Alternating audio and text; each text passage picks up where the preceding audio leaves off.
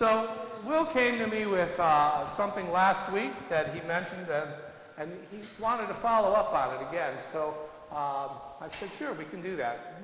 Tell us what you were talking about last week with me. Well, a week ago Wednesday, the 14th of August, was the 34th anniversary of the fire that destroyed the sanctuary that existed at this location. And on Sunday, the 18th of this year, it was the 34th anniversary of a service that was held in the parking lot in a large tent. The fire destroyed the entire sanctuary. Yeah, we have pictures here if you want to. And this is the beginning. The fire started in the back of the roof of the sanctuary. People were scraping paint and using what do you call those instruments where you get the Heat guns. Heat guns.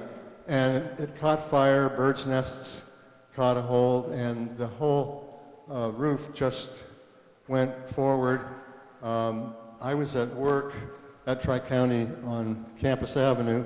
The receptionist said, "Doctor, your church is burning." So I immediately left to try to be here, and got here at this point.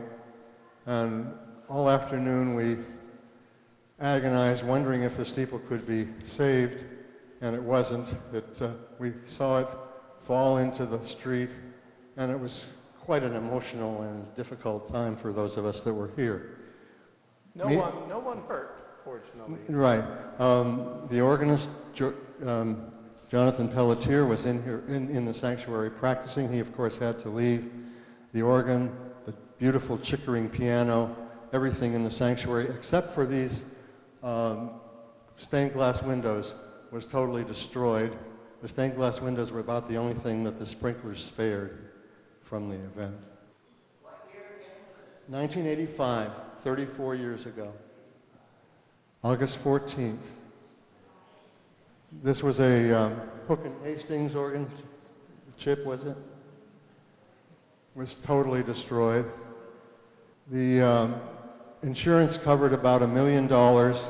It cost $1,700,000 to replace the sanctuary.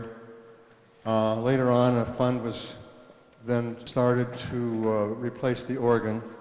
We had a temporary organ behind a modesty screen for a couple of years, and then this organ was installed and completed in 1981. You'll see the baptismal font survives there amid the rubble, and we still have it right over here. Oh, I had forgotten that. Glad you mentioned that. Yeah, and there's the windows. Where's this one? Right there? These three, looks like. An interesting thing about the Good Shepherd window is that it's in nearly the same place it was in the old church, but this end of the building was the front of the church facing on High Street, and that window was in the narthex, and it was also saved and has now been placed behind the chancel. On Sunday, we had met at the parsonage, which was occupied by Cheryl Longstreet and David Longstreet, the assistant pastor, and his wife, and we had meetings about what to do. Glenn Swope, the pastor, was in Ohio on vacation. He rushed back, but was not here for some of the planning meetings, and one of the things that we planned was that we had to have a service on the property on Sunday, and we rented a tent. One of the things that was necessary to guard the tent was to have a cadre of people staying overnight Saturday night.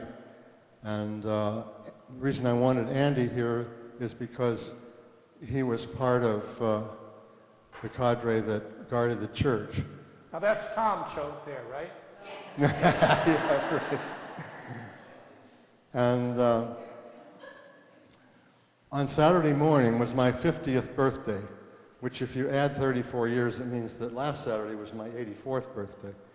At any rate, I stopped by the church to view the cleaning up of the parking lot and what was going on, and Pastor Longstreet and Pastor Swope were both here, and they came to me and said, "Will, Cheryl Longstreet is due to play the piano for the tent service, and she's very intimidated about the fact that there will be a TV crew here. And they said, would you please consider playing the piano instead? So I agreed, and suddenly I had plans for my 50th birthday. That night I could not sleep because I too was intimidated by the thought of a TV crew and the enormity of and the significance of the gathering. So I got up and came to the church at 3 a.m. to practice the piano, and Andy and others were here. And I finally did get a couple of hours of sleep and came back, and we had a healing and hopeful service that we would prevail and rebuild and so forth. You'll notice the Christian Ed wing there, which went from being the newest part of the building to the oldest part of the building after this, but still survived. And a lot of other changes. If you look carefully at these pictures, you'll see some of them. But, how many of you do, besides Will, how many of you remember that event? And a few others. Most of us here have come after that. I was just beginning my second year of pastoral ministry at the time of the fire out in Pennsylvania. Thank you very much, Will. And shall I add, happy birthday? Happy birthday, Will.